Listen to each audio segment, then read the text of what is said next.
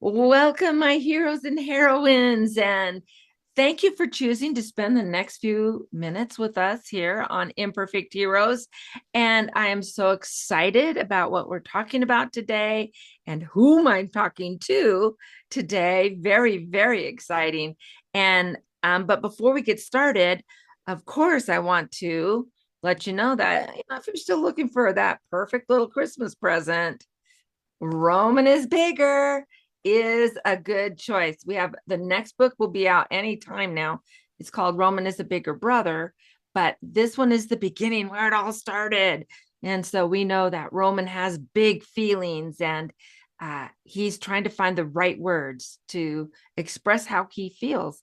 So, because he is bigger than mad and bigger than happy and all of those. And he finds that when he has the right word to really express how he feels, other people understand him better and he feels better. So it's a fun book. You can get it on Amazon, Barnes and Noble, Walmart's website even has it. So feel free to get that over for your kiddo for Christmas. What a fun thing. All right, let's get started.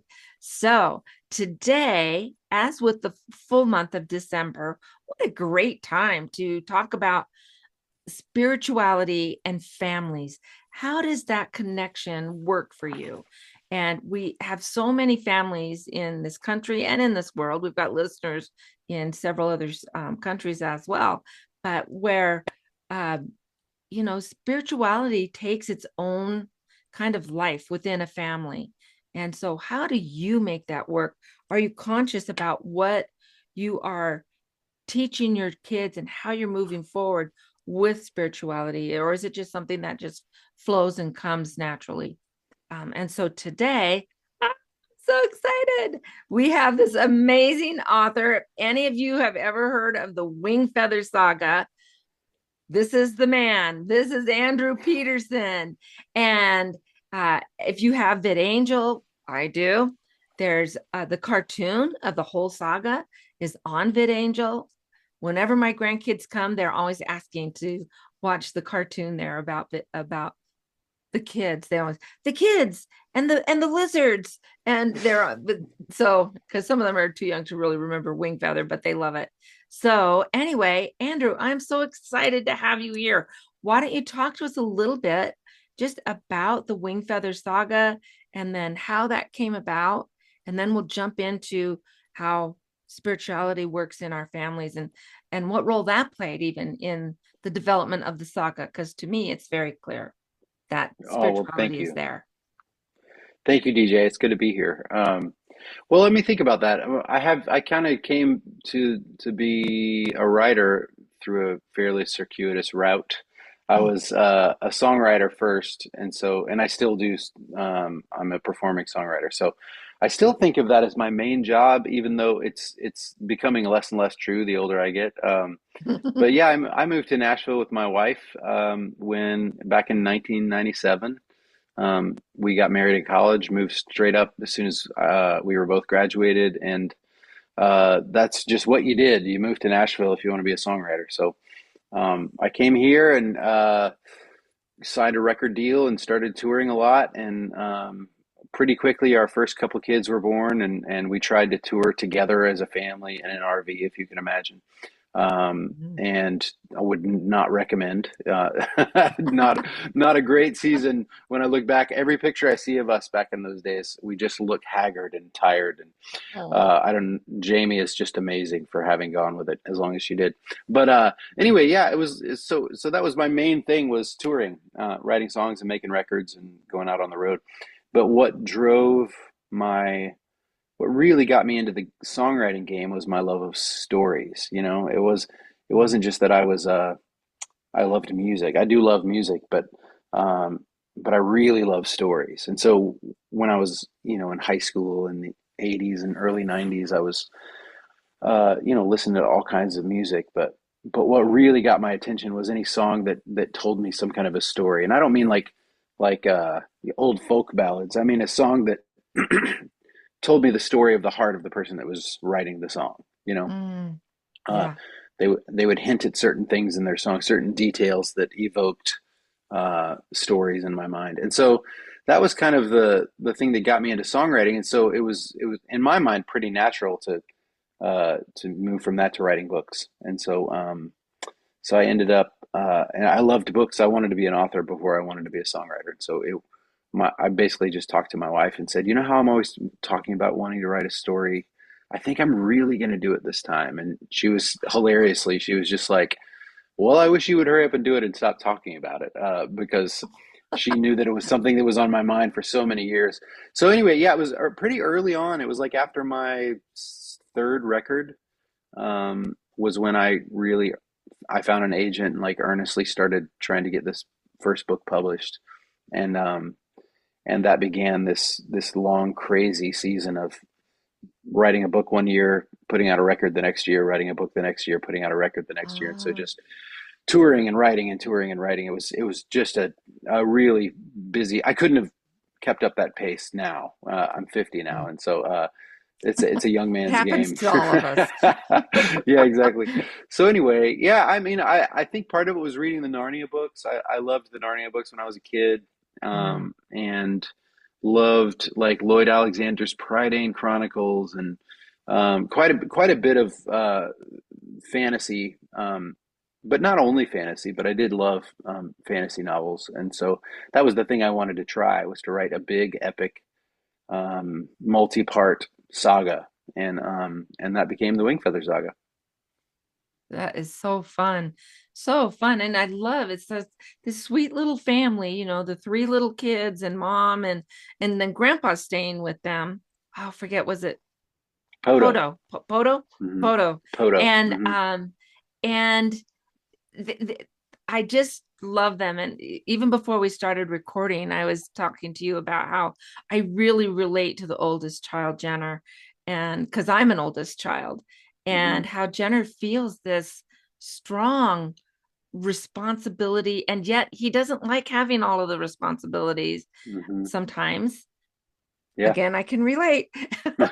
And but at the same time, he takes them very seriously, and he is very protective of his younger brother and sister.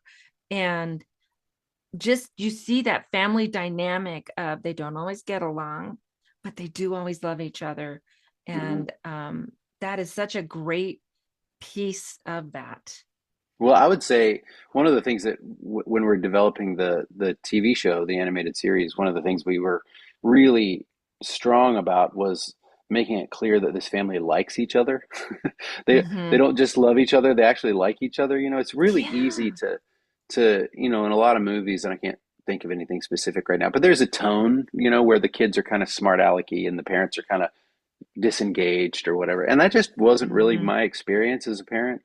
We actually really like our kids and they really like us. We hang out and get along really well. And at the same time, it's not perfect. We've gotten in arguments and Yeah. have had plenty of failings, but there is this undercurrent of affection that we wanted to convey, because in the books it was important to me that Mm-hmm. the parents were engaged. I think it's so, I get why it happens, but in so many young adult and middle grade stories, the parents are kind of oblivious to what's going on. You'll have these scenes where a kid will come and tell the Mm-hmm. parents some crazy thing that happened, and the parents kind of not listening or doesn't believe them or whatever it may be. And I'm like, man, if my kid Mm-hmm. walked in the door and told me that, I would stop what I was doing and ask what was happening. Let's get to the bottom of this. And so I really wanted to write a story where the family, worked best as a unit. Um, at the same Yeah. time, it's really hard to write a story where the family's all there together, because it's hard for Janner and his siblings to learn anything if their parents are always there to get them out of trouble, right? Right. Right. That's part of the reason why I think a lot of stories have are about orphans or kids who are off on their own, is Mm-hmm. because it's on them to figure this thing out, and that happens in book two. But yeah, writing a story where the family was engaged, where there were real stakes, but that the parents really respected and listened to the kids, and vice versa. Yeah. The kids really respected and listened to the parents, even though there was tension and they were human and they're flawed people. That was important to me. Yeah. Well, and it's the joke around here is like the most dangerous role you can have is to be a parent in a Disney movie because you're getting killed off, right? Right at Yeah, the that's so true. beginning. Yeah, And so two, there true. are so many like Disney and then other Nickelodeon and some of those others where there are shows for kids. But the kids are off solving problems without their parents, and or their parents are just idiots, and so Hmm. they're having to work Hmm. around these stupid parents. And so, that breaks my heart because Yeah. I think it sets a tone, and we can see it sometimes where kids are feeling like, oh, I'm supposed to go against my parents. Oh, Hmm. I'm supposed to, not like them or be, or I'm just smarter. I'm just smarter than my parents. I don't need They to would listen to never them. understand that kind of They thing. would never understand. Yeah, Yeah, exactly. and when actually we do. I've said many times, I was like Yeah. the biggest mistakes I've made as a parent are when I forgot what it was like to be a kid. Mm, And so my wife and I both try really hard to empathize and to remind ourselves, man, what was it like to be 10? Oh, that's right. It's super hard. Your friends really yeah. matter to you when you're 10 years old, or if somebody said that to me. So I think that it's not a given that the parents aren't going to understand. Actually, I think they will. You just got to give them a chance to. And so that was one of the key things in the story. But also, you were talking about being the oldest sibling. Um, Yeah. I'm a middle child, and so I was thinking a lot about the dynamics in my own family Mm. when I was growing up. But then we have three kids that are loosely that's who the Wingfeather kids are loosely based on, Oh, so and sweet. uh, and so watching their dynamic, there are certain traits that I kind of stole from my kids, and I slapped them on the Wingfeather kids. While at the same time making very clear to my children, these are not you. They're going to make choices that Right. I'm not looking at you and saying, "Oh, I've seen it, them make these bad choices. I'm going to write it into the story, whatever." That's not the case, but I did really want to make sure that I got that it felt real. I don't know if you're Yes. familiar with Catherine Patterson. She wrote Bridge to Terabithia and Oh, there. the Yes. yeah the Great Gilly Hopkins and won like three Newbery honor. Like she's just Hmm. is literally a living legend. Like the Library of Congress named her a living legend. And I had the Wow. great honor of hanging out with her a little bit this past week. And she's 93. Congratulations. Yeah, it was very fun, but she Wow. was wonderful, brilliant, brilliant woman. And I finished, I've read several of her books over the years and loved them, but The Great Gilly Hopkins is about a little girl who is a foster child. And you're in her head the whole time. And man, she is a rascal. Her language is salty and she's mean and she's figuring out ways to like, uh, you know, punish her teachers for being nice to her, that kind of thing. Hmm. And it's like the whole time I was reading it, I was thinking, well, firstly, this probably wouldn't be published in 2024, and I'm so thankful that it was published when it was, Mm. because it's so powerful to see the change in this little girl's heart over the course, her response Hmm. to love. And that what I loved about it was that it felt real. It's like she talks the way kids talk. She feels Yeah. things the way kids feel. So Catherine Patterson's secret weapon, I would say this is true of Kate DiCamillo too, is that they're really connected to what it feels like to be a kid. And so whether or not I pulled it off, one of my goals with the Wingfeather books was to make it so that when a kid was reading Janner's story, if they're an older child like you are, Hmm. then they recognize their own hearts a little bit in Yeah. the character of Janner or Cal or Lily. So really drilling down into the muck, like what's really going on deep down in there, um, because it's not all super attractive. We've No. all got brokenness in us, and so acknowledging that brokenness in the characters is part of what makes me love them. Yeah. Yeah. Absolutely. Absolutely. And yeah, and even like with my Roman book, Roman is bigger. Roman's a real kiddo. He happens to be my grandson. Mm. And, you know, and then in the next book, when he gets a little brother, he really does have a little brother named Nico, just like the book. But but a lot of the things that happen to them and that's not really them, but Right. Yeah, it's yeah. just having the fun of them being Hmm. involved in that. So it's a lot of fun. But I really do appreciate books and series. Michael Vey, I don't know, Richard Paul Evans, he I wrote a know who yeah. series. Michael Vey, the 10th one's coming out. Got it pre-ordered. And but it is about, a young man, a teenager, and he has Tourette's. And I love that he has this disability that he's overcoming, and not only overcomes but becomes the hero of the story. And so your little Lily is, she has this crutch and she gets around with this crutch, but it doesn't she doesn't let it hold her back. She still gets out and has this full life, and is involved with her brothers and goes on the adventures, and you know um is accomplishing all of these things, even though she has a disability or an injury. And what is what could be poor me, poor me, poor me, my life is horrible, especially in the time, or I don't know what time is Wingfeather. It's really where is Wingfeather? That's a great, yeah, exactly. It's in another world. Yes, Pre-electricity. yes, Yeah. yes, But yeah. pre-electricity. But and so it could have been very difficult because they don't have all of those things that we have to help Mhm. people. But just overcoming, I love that message of overcoming, and not letting it, not spending your life poor me, but saying, oh, this is what I got, let's go, Yeah, this yeah, yeah. is where we are. Yeah. I have several friends with disabilities, and I it just didn't occur to me. This wasn't on purpose, so I'm not tooting my own horn Mm. here, but one of them told me, a friend who is wheelchair bound, told me that he really appreciated that um, you kind of forgot that Lily needed a crutch as the story went on. Mhm. She was just this Yeah, character. It wasn't the most important thing about her by a long shot, you know. no, And I think that was not because I'm so sensitive. I think it was just because that's how I think of my friends in these situations. yeah, uh, like yes, who they are is the thing that I'm thinking about, not this feature. And so hmm, yeah, so I was thankful to hear that from those friends. But yeah, Lily is one of my favorite characters, and it takes a while for her to really show up in the story, because it's hard when you're writing a story and you've got these fangs, but you've also got this little 8-year-old girl with a crutch.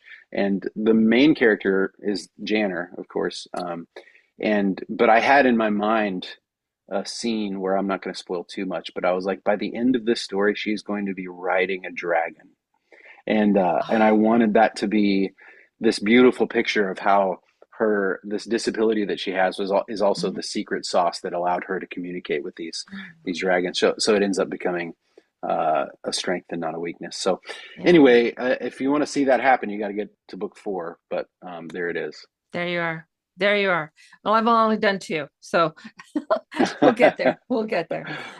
So let's go ahead and talk maybe a little bit about, because I see so much, to me, and maybe it's just the way I look at things, but I just, as I read that and as I watch the cartoons with my grandkids, I just see a lot of spiritual concepts, to me, Mm. things that turn out to be spiritual concepts. So as as I watch this with my grandkids, I just see a lot of what relates to me, and I am a spiritual person, I am a religious person. And so I just pick up on some amazing, wonderful spiritual concepts that are just woven throughout the story. And so was that on purpose, or did that just happen, or That's a great question. Well, I'm a Christian, and so there are certain things that I believe to be true about the world. And mm, so those things aren't like they just are naturally flow out of who I am, you know. I didn't sit down to try to go, I'm going to write a story that is, spiritually resonant in this way. I mm-hmm, just kind of wanted to write a really great story, and trust that it's impossible for what any author, for what they mm-hmm, believe to be true about the world to not show up in what they're writing.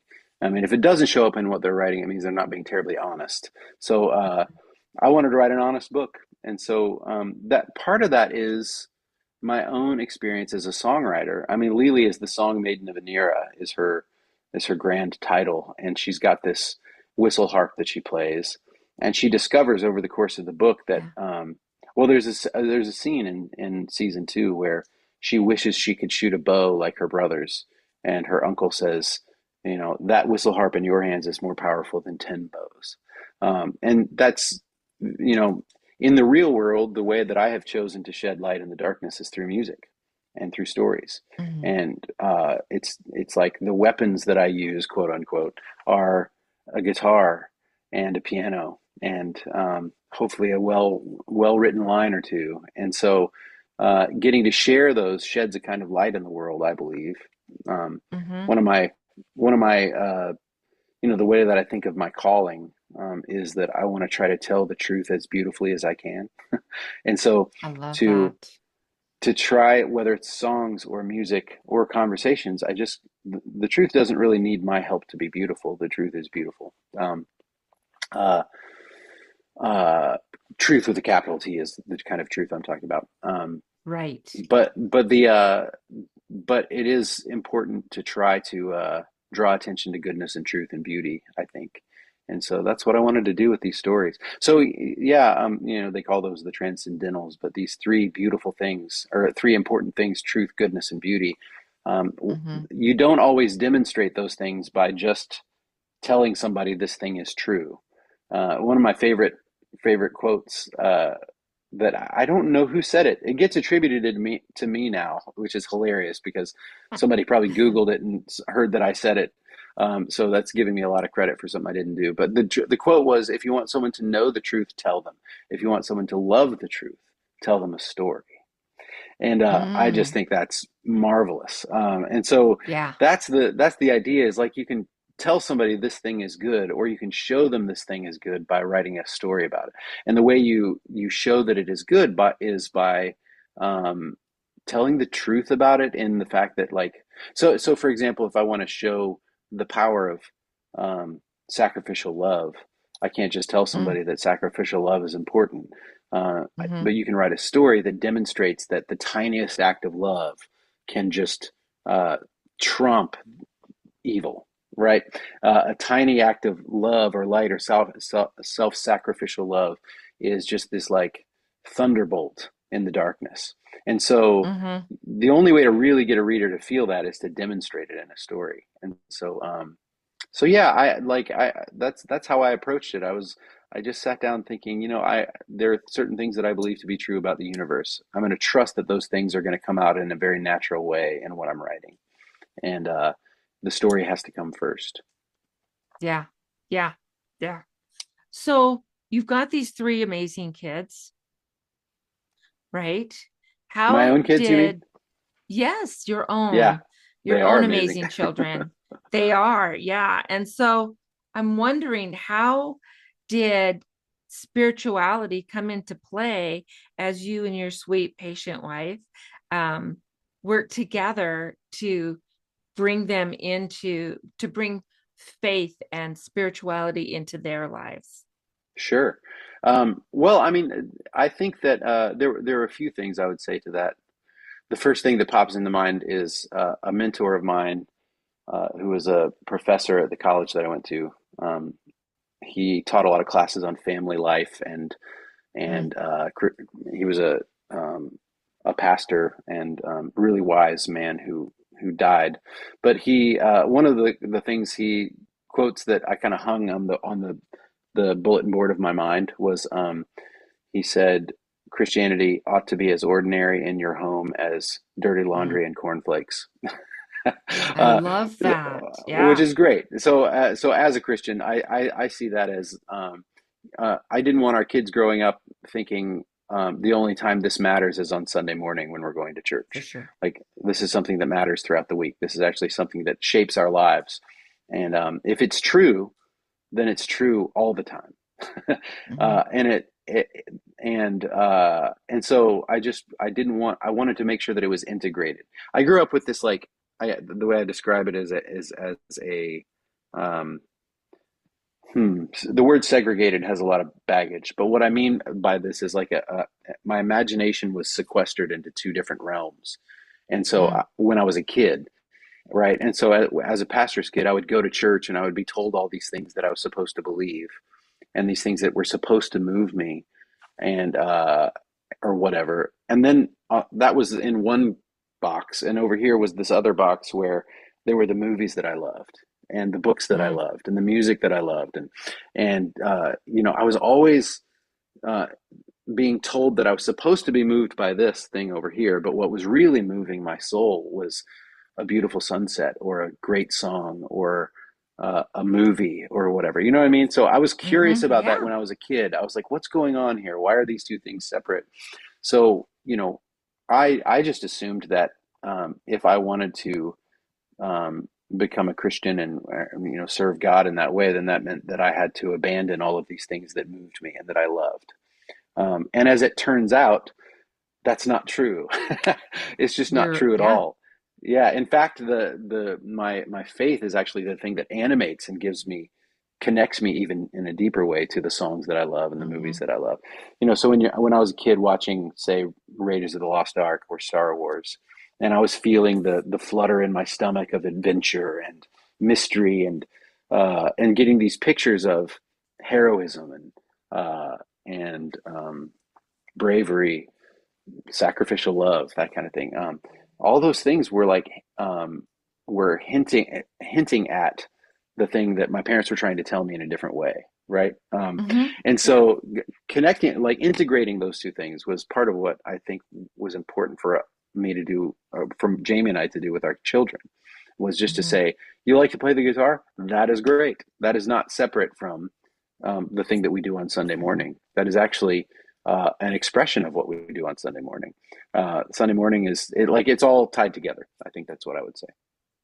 Yeah, I would agree. It's funny how you bring up movies and stuff. One of the movies, this will date me, but when I was younger, way younger, that came out and it brought an idea to my mind that I hadn't processed before was Sister Oh yeah, I Sister remember that Act. movie. Yeah, And that's a good yeah, movie. and how she would take songs that um were secular, just fun songs, even a little older than I was, but not far. And like I Will Follow Him and some of those Mm-hmm.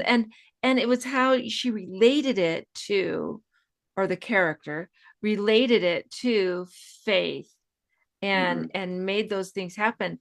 And that really kind of opened my eyes in so many ways that I could find um faith enriching experiences in Star Wars and Raiders of the Lost Ark and you know Pirates of the Caribbean or whatever. You could Sure. find that. You could Uh-huh. find that. You could find that in your music if you just maybe change the perspective a little bit.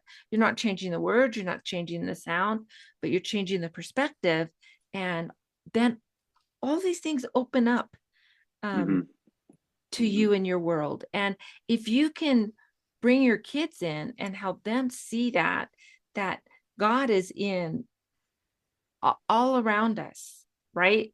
And we can find him in the most unexpected places.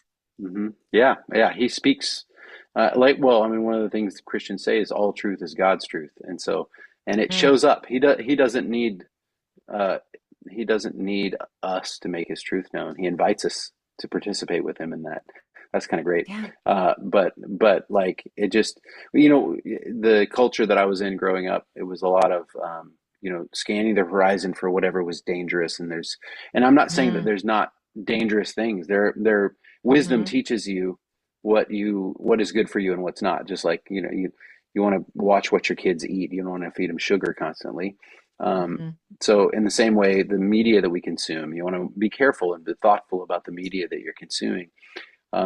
At the same time, rather than I tried to teach my kids to scan the horizon for these glimmers of truth, not just for the darkness that might be out there to get you.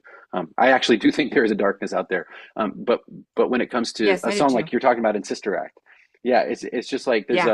there's really great music out there that's being made by people who may believe something very different from you. And they may be telling the truth in ways that we need to hear, you know? Yeah, And so, exactly. so I think that's important. But sometimes they're not always telling the truth, right? And so part of the journey is being wise enough to Hmm. know the difference, which is Yeah. why as a Christian we have Scripture and we have the church and things like that to Hmm. help us understand Yeah. how that works. So anyway, yeah, I just it was just so it just opened the door to so much more fun with our kids, you know, to be able to watch certain movies. I One of the best things about being a parent is curating the music and movies your kids get to listen to and watch. Oh yeah. Like I could not wait till my kids were old enough for me to introduce them to Paul Simon Oh and Counting Crows and bands that I love and to just like go on a drive with them and point out the great beauty that I find in these different things, you know. hmm And it's like a fun thing to teach your kids a good discernment. Like teach them what great music is. Teach them what a great yeah. movie is or a great book. I've said for years, like I would rather my kids read a really great book by someone who's not a Christian than a really bad book by someone who is. And Agreed. so teaching them that, and one of my favorite examples of that was when my daughter, who's now a professional touring songwriter, she's amazing, way Oh better than I am, wow. and she when she was like 5, she grew up listening to Alison Krauss and Patty Griffin and Emmylou Harris and all these great singers. Yeah. And somebody gave her this like kid CD of Christian songs, and I was just like, oh no, we're gonna have to drive around in the minivan listening to really bad music for the next month, you know.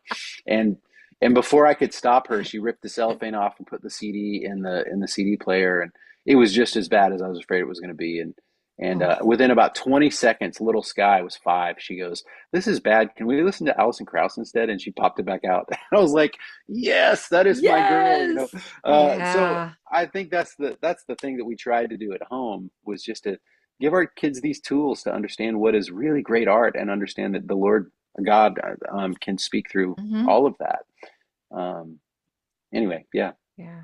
Well, and I find it so, I think, insincere when people will just shove spirituality into something and they do it very poorly, don't spend really that much time at it. They think, oh, but it's about God, it'll be fine.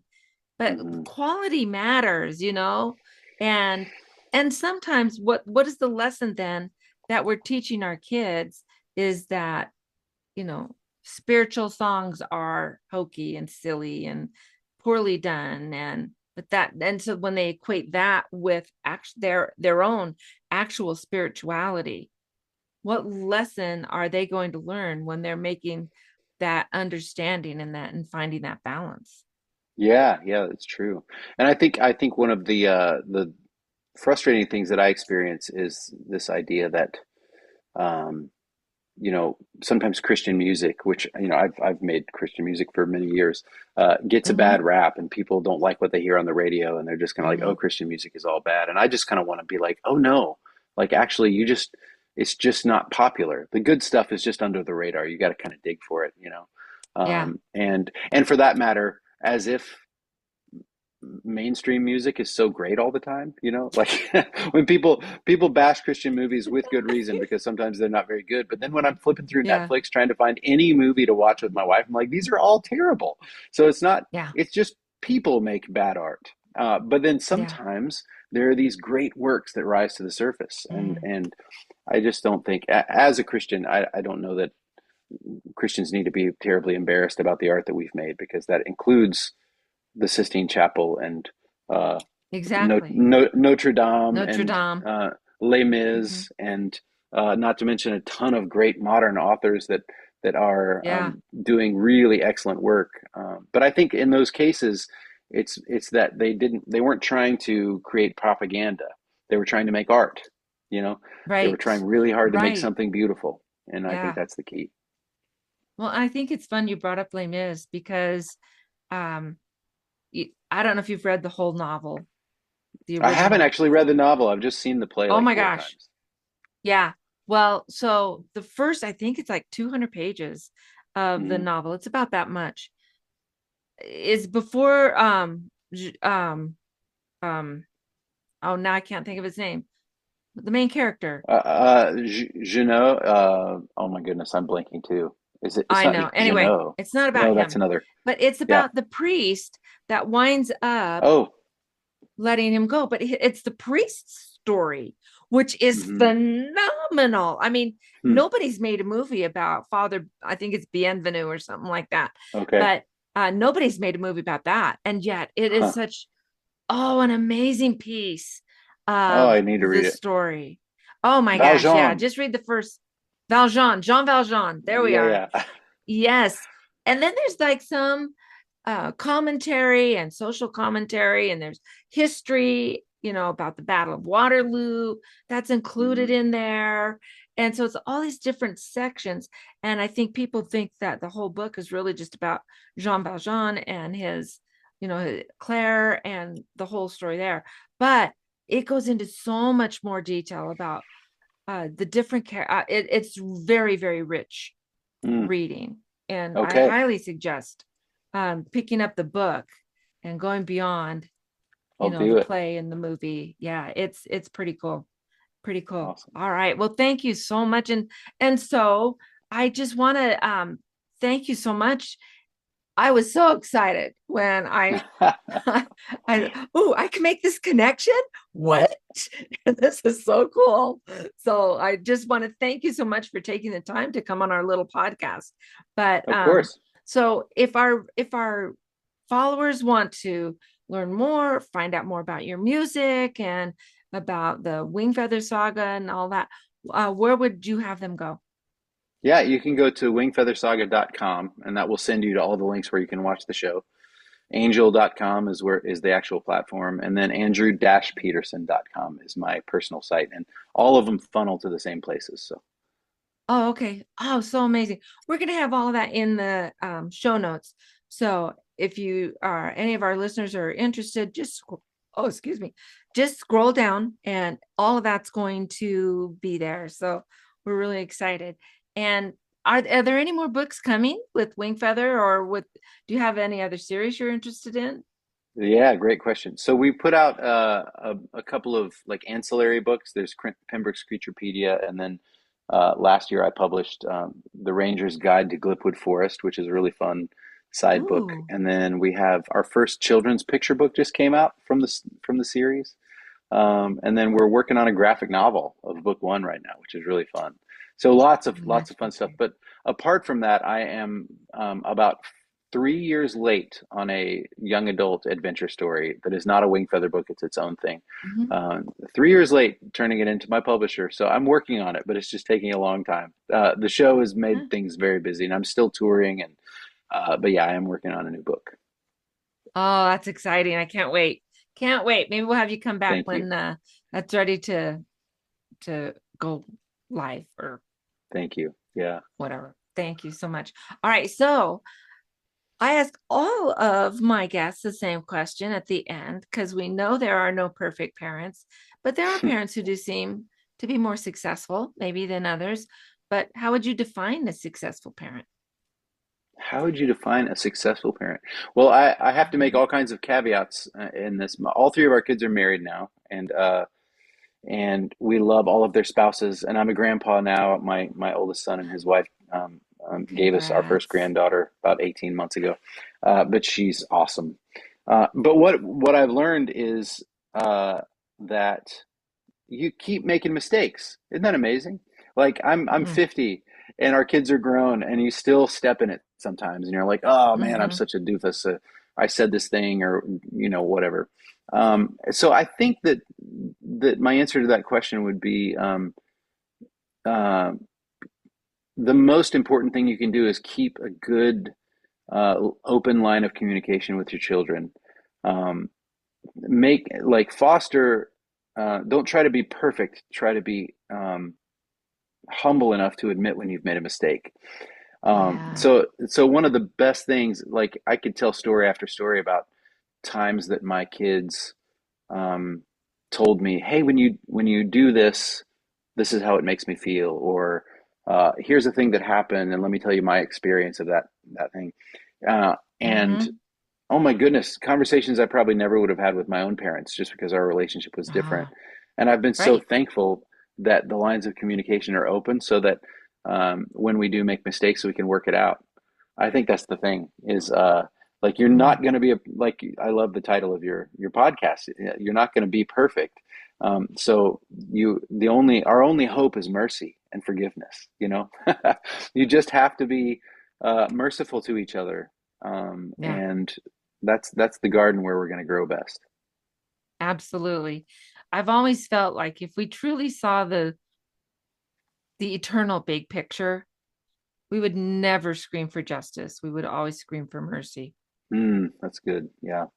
So anyway, that's just, crazy DJ. But but I really feel strongly about that. Well, Andrew, thank you so much again for joining us and being a part of us and talking about your saga as well as spirituality and how all that comes to play in so many pieces of our lives. And actually every piece of our life, spirituality is there.